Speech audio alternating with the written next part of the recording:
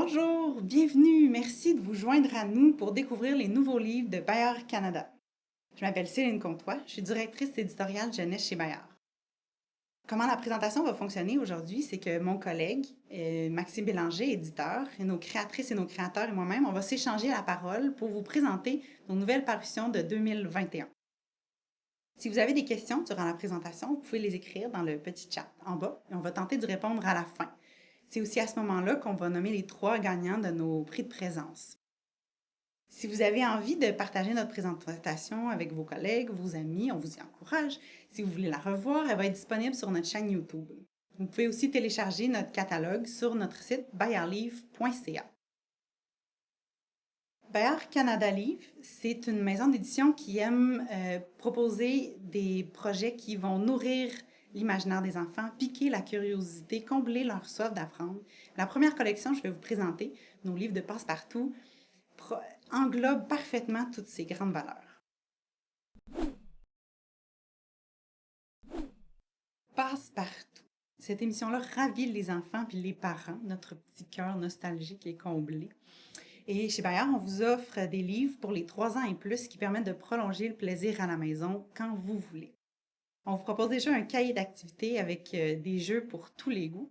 Depuis ce printemps, on a maintenant l'alphabet avec Passepartout et les nombres avec Passepartout. Avec ces 2 livres, les enfants peuvent apprendre les lettres, les nombres, apprendre à les lire, les reconnaître, en compagnie de leurs personnages préférés dans cet univers coloré.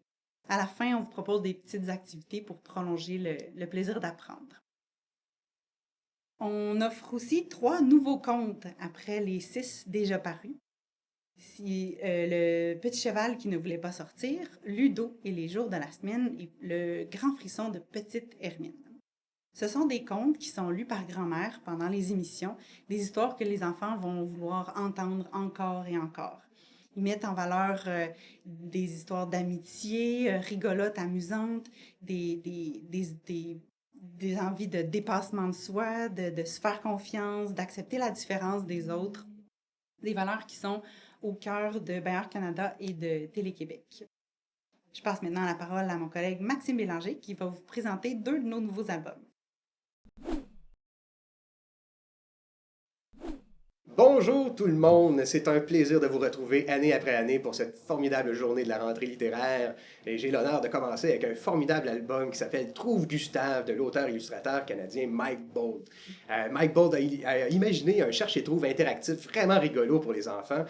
Dans ce cherche-et-trouve-là, on va, avec le narrateur du livre, essayer d'apprendre à Gustave, un gros ours brun avec des lunettes, à jouer à la cachette. Gustave n'est pas très bon à ce jeu. Il se cache très mal. Donc, ça commence derrière un petit arbre et ça s'améliore. Jusqu'à aller à la grande double page qui s'ouvre, qui se déplie à la fin, où là, c'est très difficile de retrouver Gustave. Je vous dis, c'est un défi. Vraiment formidable, ensuite, à la fin, Gustave nous laisse une petite liste de choses à trouver dans cette grande double page, des choses peut-être plus difficiles aussi, des choses plus faciles. Donc, un album formidable à partir de 3 ans pour les tout-petits, des rires assurés et garantis.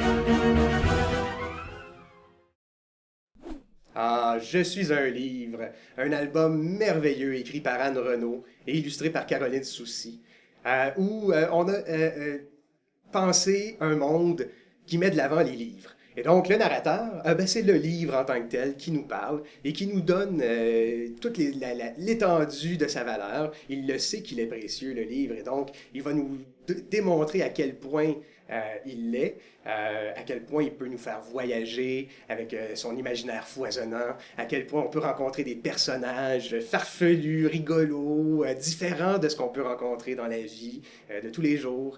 Vraiment un album formidable qui met de l'avant les livres, la lecture, ce que ça peut nous apporter dans notre vie. Le livre, il est précieux, il faut en prendre soin, et c'est ce qu'il nous démontre. Un album formidable. Chapeau, oh, rien d'autre à dire. Alors, je cède la parole à Céline qui va vous parler de la collection Allô les sons.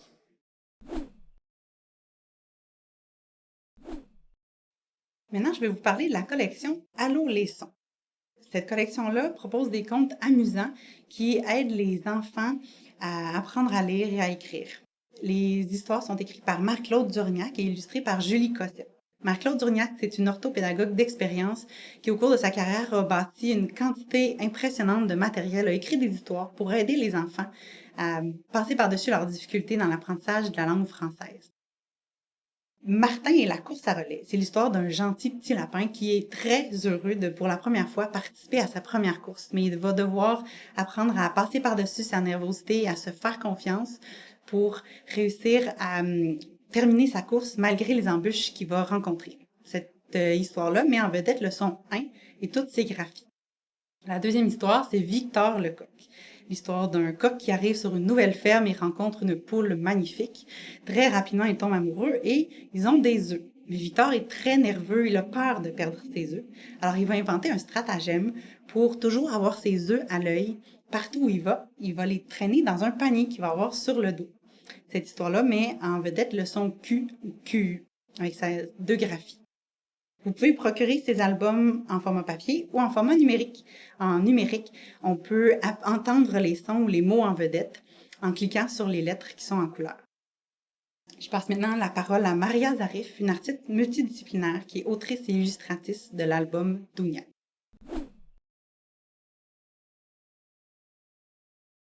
Bonjour, je suis Maria Zarif et je vous présente mon album illustré Dounia. Dounia, c'est l'histoire d'une très jolie petite fille qui porte le prénom Dounia, qui veut dire le monde en arabe, et qui un jour, à cause de la guerre et des bombes, est obligée de quitter sa ville natale, de quitter son monde pour partir à la découverte du monde avec son grand-père et sa grand-mère.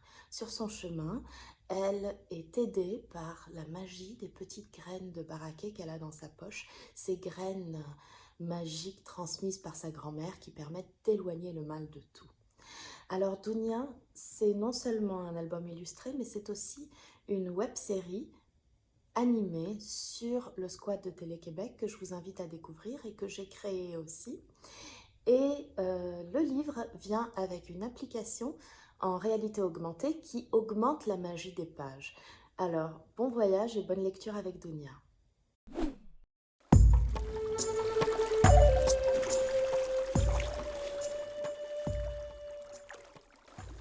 Kwei-no-Tomechek, mon nom est Natacha Canapé-Fontaine, je suis écrivaine et artiste multidisciplinaire de la nation Innu au Québec. Aujourd'hui, j'ai l'immense plaisir de vous présenter une nouvelle publication chez Bayard Canada qui s'intitule « Nous sommes les protecteurs de l'eau ». « Nous sommes les protecteurs de l'eau » a été écrit par Carole Lindstrom des nations Anishinaabe et Métis et illustré par Michaela Gaud des nations Tlingit et Tsimshian. Soyons courageux. Je dois tenir le serpent noir loin de l'eau de mon village. Je dois rassembler mon peuple, afin qu'il lutte pour l'eau, afin qu'il lutte pour la terre, afin qu'il lutte d'une seule voix contre le serpent noir. Le combat ne sera pas facile. Nous luttons avec nos chants, avec nos tambours. Nous sommes toujours là. Nous luttons pour ceux qui ne peuvent pas se protéger. Les êtres qui ont des ailes, les êtres qui rampent, les êtres à quatre pattes, les êtres à deux pattes, les plantes, les arbres, les rivières, les lacs, la terre. Nous sommes tous liés. Nous sommes les protecteurs de l'eau et le récit de celles et ceux qui se sont levés pour protéger l'eau et l'environnement partout en Amérique du Nord. Je crois que ce livre sera l'occasion de transmettre leur histoire à nos enfants et de pouvoir, à notre tour, prendre l'engagement de protéger l'environnement autant qu'il le faudra.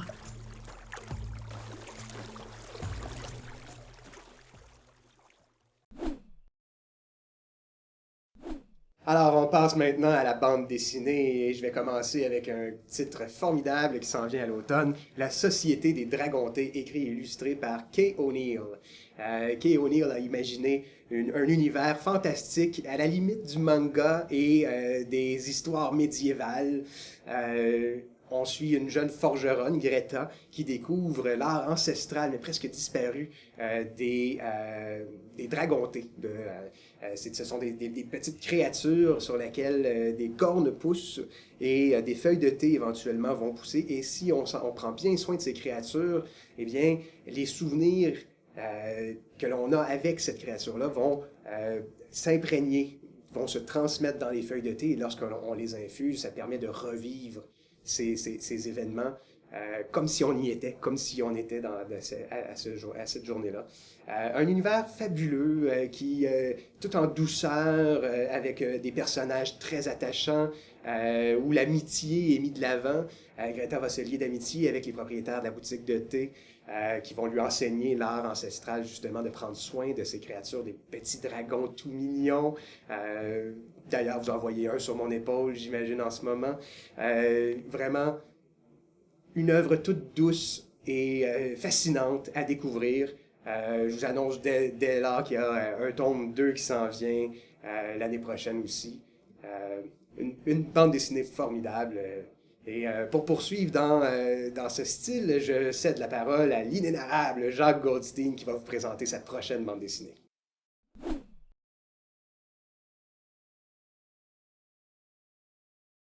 Bonjour, je suis Jacques Goldstein et je suis en train de mettre la dernière touche sur la dernière image, la dernière case de la dernière page de ma prochaine bande dessinée, de ma prochain album de bande dessinée qui s'intitule C'est quoi ce cirque? Alors, c'est une bande dessinée avec les personnages des débrouillards. On retrouve Kim, Mathieu, Simon, Van, Nadia, etc. Et aussi Beppo, la grenouille la plus frondeuse, mais aussi la grenouille la moins politiquement correcte de toute l'histoire de la bande dessinée. Et ça parle de quoi cet album? J'ai une petite liste ici que j'avais préparée. Alors, c'est 24 aventures qui parlent de raconteurs, de robots professeurs, de voyages dans le temps, de plastique dans l'océan, de planètes pas nettes, de cellulaires qui pètent. Ça parle de choses sérieuses comme le Père Noël, et aussi de la carpe asiatique qui fout le bordel. Et ça parle des tardigrades, des bestioles microscopiques quasi indestructibles. Et puis aussi, on parle du Mont-Royal, qui est un volcan qui... Ok, Jacques, terminé. Quoi, déjà? Déjà terminé? Seulement 1 minute pour parler de tout un album? Hey! C'est quoi ce cirque? Non, mais c'est quoi ce cirque? Beppo.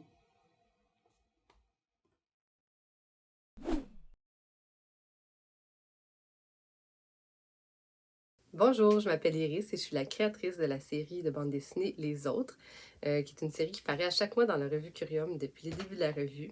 Il y a déjà 2 tomes qui sont parus et cet automne va paraître le 3e tome. Donc c'est une bande dessinée où on suit 4 adolescents de 15 ans.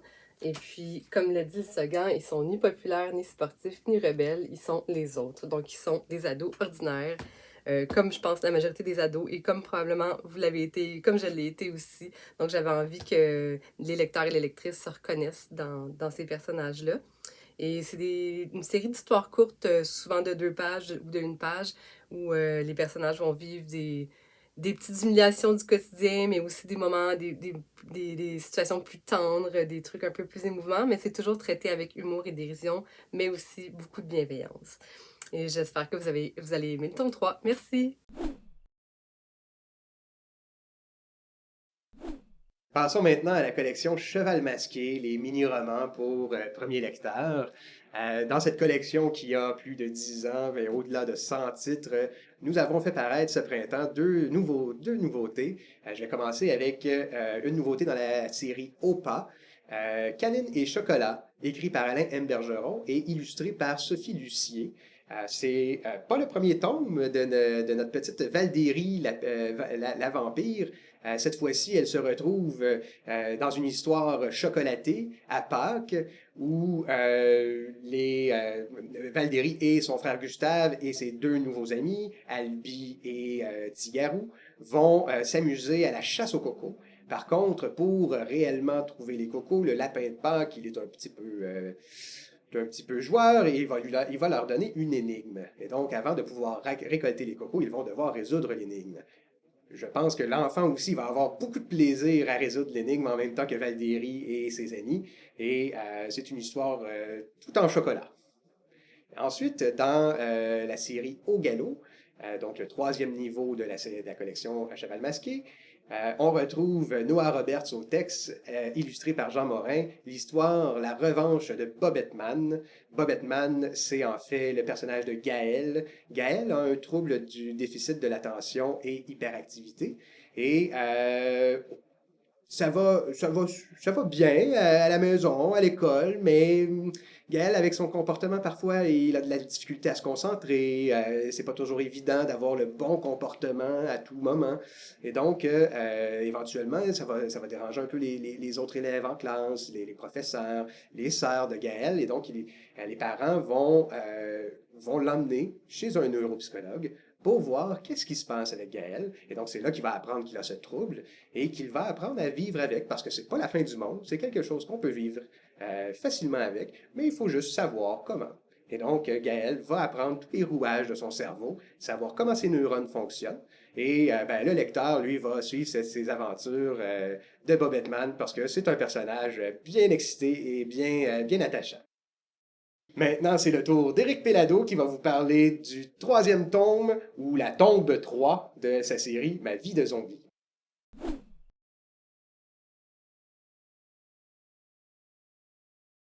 Bonjour, je m'appelle Éric Pellado et ça me fait plaisir de vous présenter ma série Ma vie de zombie, le secret de Saint-Onitag. On y présente Xavier Zouvi, un jeune garçon qui est décédé dans un tragique accident de voiture avec ses parents. Son jeune frère Benjamin, c'est le seul survivant. Sous le cimetière du village habite toute une communauté de zombies. Dans cette histoire, il cherche à découvrir ce qui est arrivé à son jeune frère. Il ne mange pas de cerveau. Ils l'ont substitué par du tofu, qui est une matière qui a la texture et le goût du cerveau.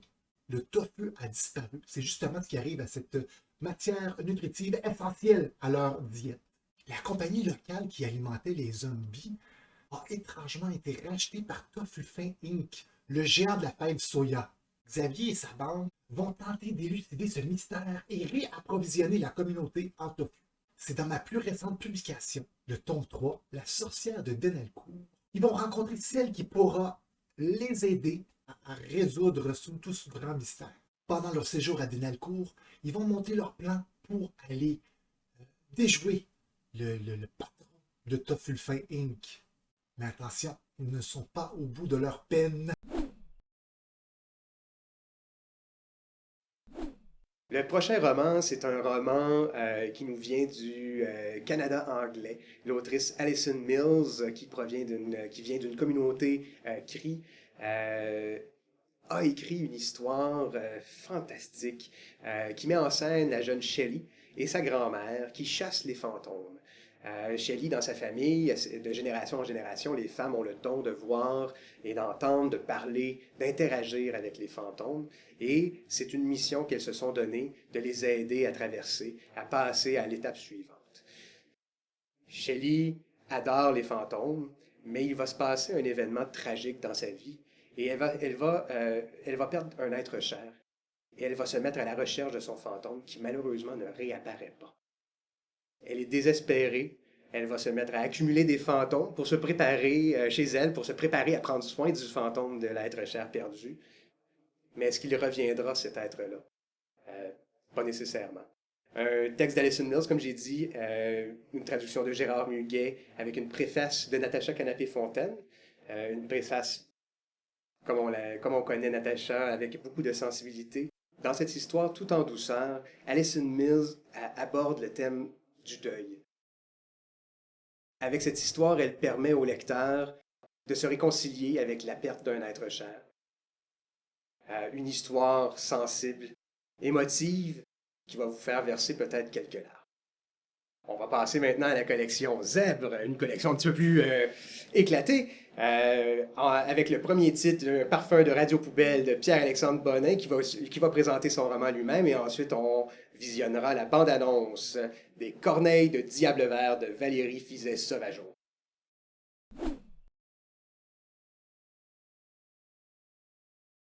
Bonjour, je suis Pierre-Alexandre Bonin. Non, pour la 100e fois, je ne suis pas le Pierre-Alexandre Bonin qui a écrit un parfum de fausses nouvelles. Je viens vous parler aujourd'hui d'un parfum de radio-poubelle, mon roman. Oui, je peux vous parler de l'intrigue d'un parfum de fausses nouvelles. C'est l'histoire de Félix, un jeune en secondaire 2 qui participe au journal étudiant de son école et qui fait une expérience sur les fausses nouvelles qui va mal tourner. Mais on est ici pour parler d'un parfum de Radio Poubelle, le roman que j'ai écrit. Dans ce roman-là, Félix, oui, je sais, c'est une coïncidence, on n'en parle pas s'il vous plaît. Bref, Félix, un étudiant de secondaire 3, va collaborer avec les membres de la radio étudiante de son école secondaire pour enquêter sur un podcast de radio pirate qui propage des opinions toxiques à la manière de certaines radios d'opinion du Québec que je ne nommerai pas. Je vais vous laisser découvrir le reste par vous-même. Bonne lecture!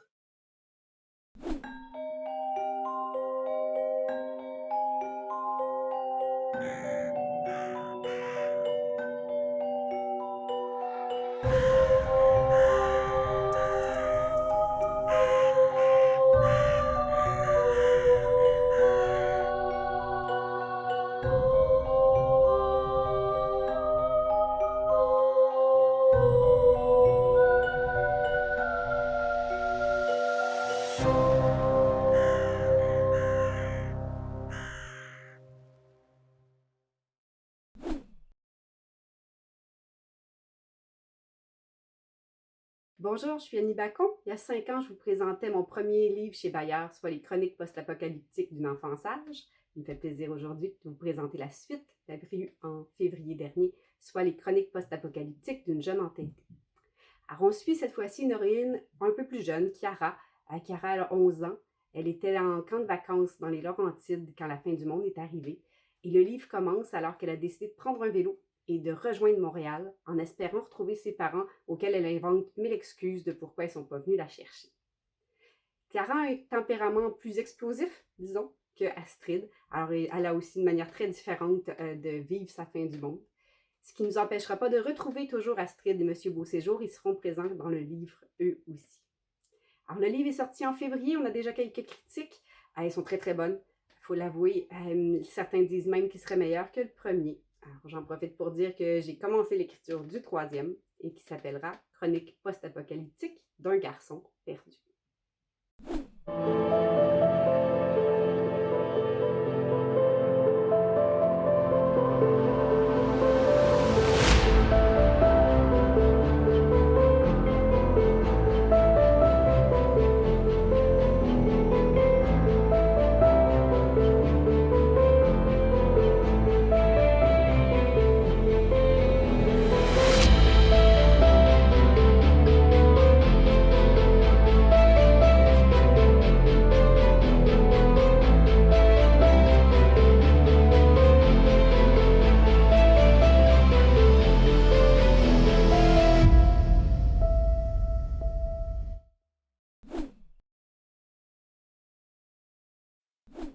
Dans la collection Crypto, cette année, nous avons un seul titre, mais tout un titre. Joanie Boutin a écrit son premier roman, La collision des étoiles, et nous sommes très fiers de le faire paraître cet automne.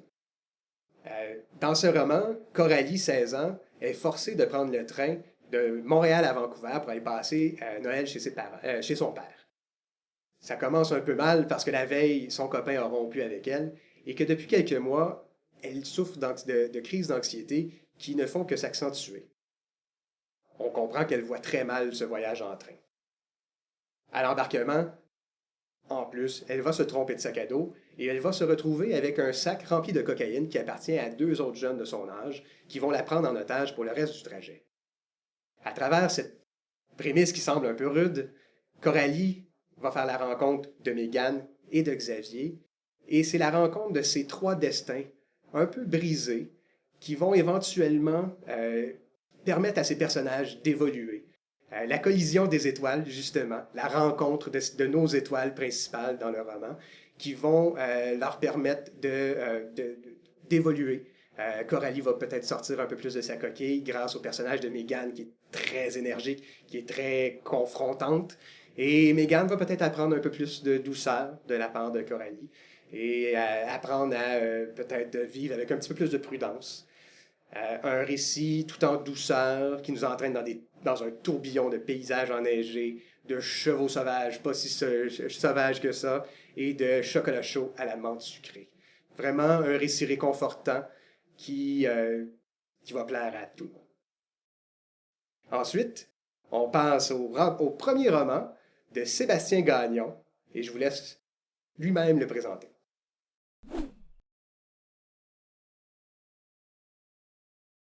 Salut, je m'appelle Sébastien Gagnon et je suis là pour vous présenter mon premier roman Je ne suis pas une outarde. Ça va être un roman parfait pour la rentrée puisqu'il va nous ramener au mois d'août. Pendant les vacances, on va aller rejoindre Sierra et son père au chalet dans le bois, au nord du lac Saint-Jean. On va arriver juste à temps pour les prendre avant qu'ils embarquent dans le pick-up pour une petite virée au travers des épinettes. Et on va apprendre en même temps que Sierra qu'elle n'est pas une outarde. Fait que je vous souhaite une bonne lecture et du plaisir, autant que j'en ai eu à écrire ce petit livre-là que j'avais dans moi depuis longtemps.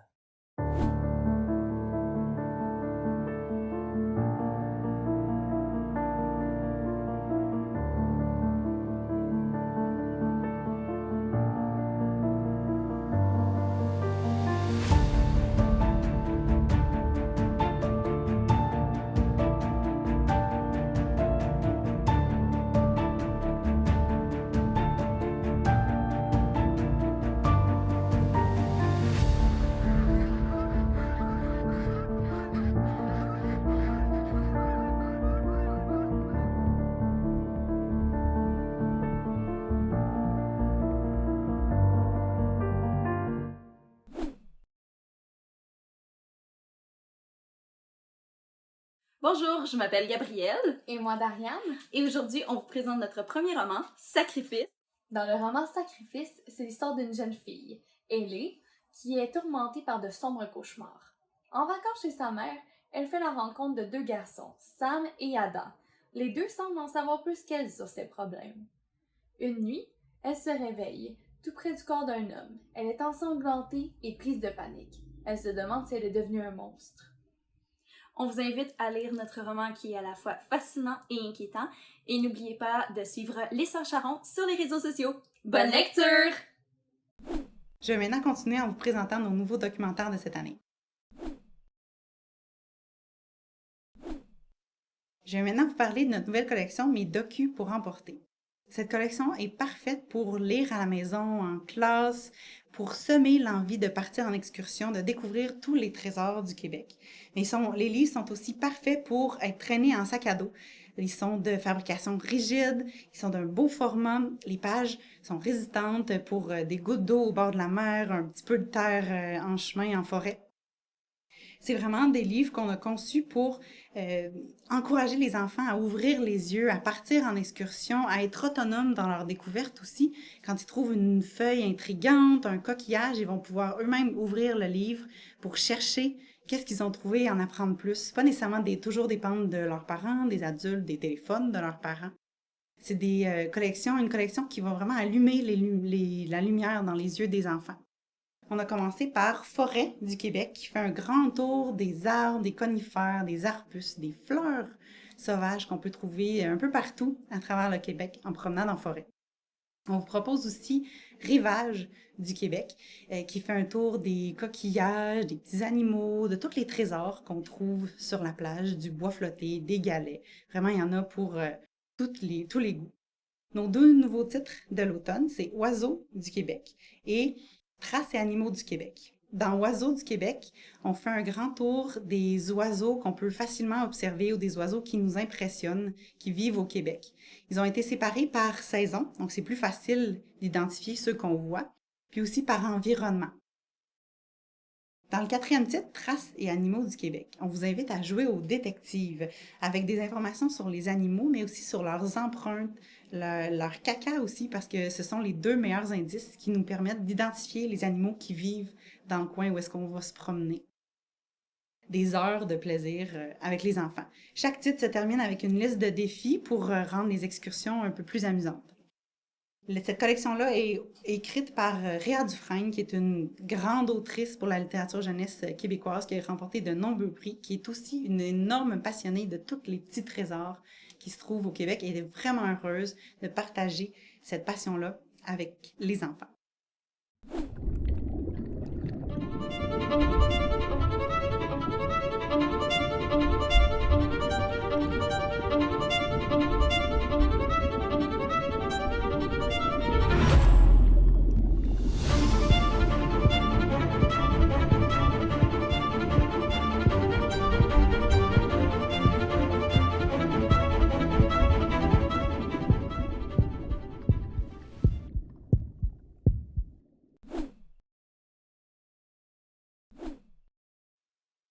Qui viendra au monde? J'aime dire que ce livre est une histoire documentaire artistique parce qu'une biologiste et une artiste peintre se sont réunis pour raconter la plus grande des histoires. En fait, que chacun de nous, avant sa naissance, revit l'histoire de l'évolution de la vie sur Terre. La première moitié du livre, on est un peu dans une histoire poétique où on suit l'évolution d'une cellule. On s'adresse directement au lecteur. On dit « Ah, elle a des branchies, est-ce que ça va être un poisson? Non. Elle a des pieds palmés, est-ce que ça va être un canard? Non. Pour se rendre au grand dévoilement, finalement, ce sera un humain. » La deuxième moitié, c'est une présentation un peu plus théorique, mais extrêmement accessible pour les 7 à 12 ans et même plus encore, qui propose une entrée en matière sur la théorie de l'évolution, puis les nouvelles informations récentes découvertes à ce propos. C'est vraiment un tour d'horizon riche, mais accessible, puis très bien illustré par l'artiste. Ce livre-là est aussi une façon originale, différente d'aborder une thématique qui est au cœur de l'éducation à la sexualité proposée par le ministère de l'Éducation. On propose d'ailleurs une fiche pédagogique téléchargeable sur notre site Internet.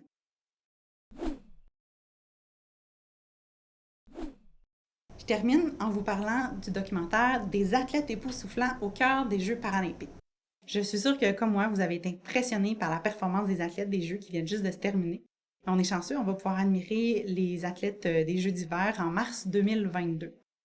Les Jeux paralympiques, c'est quand même le 3e plus grand événement sportif au monde, puis on vous offre le premier livre canadien sur le sujet.